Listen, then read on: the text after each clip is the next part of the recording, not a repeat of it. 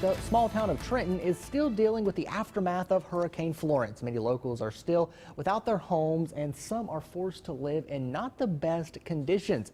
WNCT's Camila Barco takes a look at how locals are managing to get by. Came into your home. Oh God, it's still emotional now.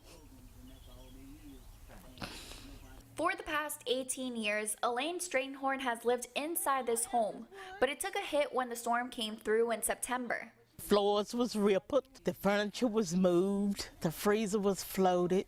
Due to mold, FEMA has provided her with a trailer. I'm grateful for what FEMA has done and gave me this for right now, but you still want to go home. There ain't no place like being home. Lindora Tootle is living with tarps and cardboard inside her home after it was ripped apart. The smell, it was like raw sewer. And I couldn't stay for long at the time because it made me sick, just the smell of it. 5 months after Florence, volunteers are planning to repair Tootle's home. It feels great just knowing people care enough to come in and try to help you. Getting walls in there where my light bill won't run me $600 a month will be fantastic. Not everyone is as lucky. Brenda Robinson's daughter says her mom's home could be torn down.